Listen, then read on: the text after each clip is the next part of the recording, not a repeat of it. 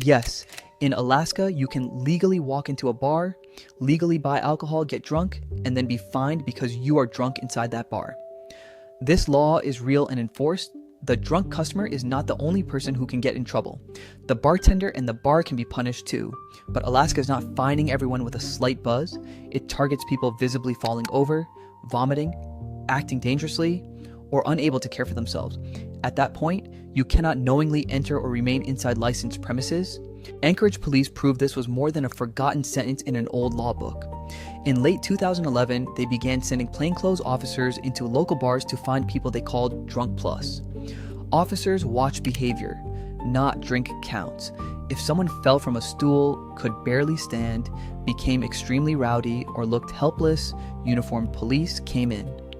The customer was taken outside, cited, and released. Borderline cases might get a warning. After checking 26 bars, officers cited 19 highly intoxicated customers and found 4 bar employees breaking the rules. Here is how the law actually works. Alaska Statute 04.16.040 says, a drunken person may not knowingly enter or remain in licensed premises. The scheduled fine for the customer is $250. Another section says a bartender or license holder cannot keep serving an obviously drunken person or let them stay and drink. That violation carries a $500 fine. An owner who knowingly allows it can face a more serious charge. So the viral claim is true, but the common $500 figure belongs to the server. The customer normally gets $250. Alaska also defines what drunken means. It requires substantial mental or physical impairment with clear outward signs. 1 beer is not enough. Slurring, falling, vomiting, aggression, or being unable to care for yourself can be. Police said the goal was to stop bars profiting from people who might become victims, start fights, or drive home.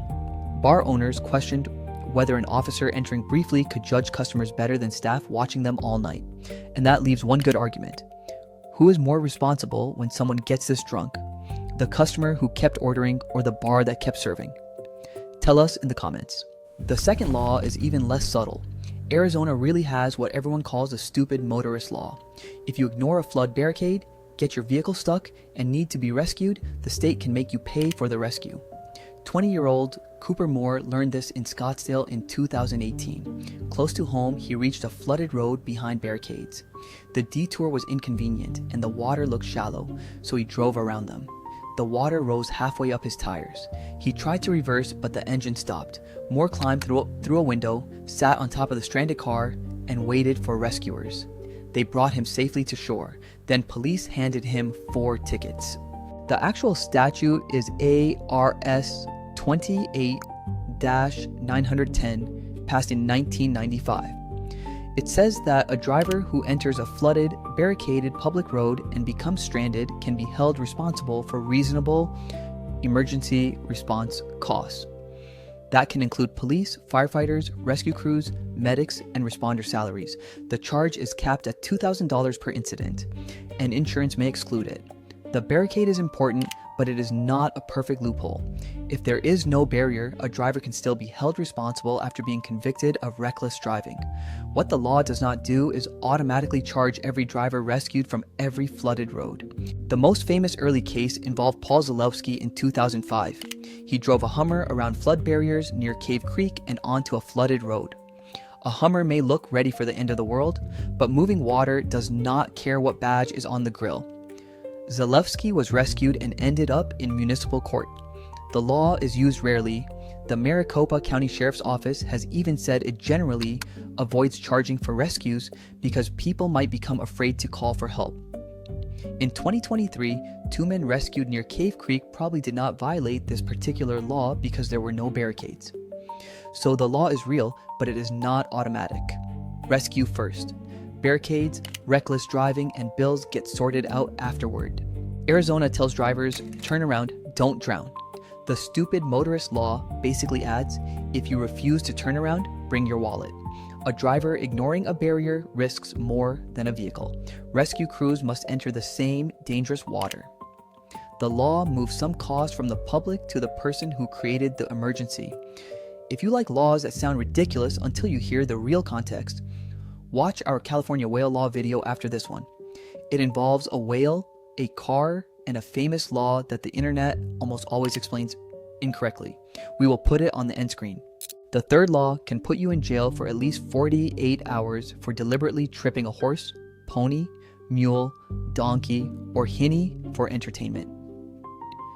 Arizona lawmakers had to specify that you cannot make an animal from the horse family crash for fun.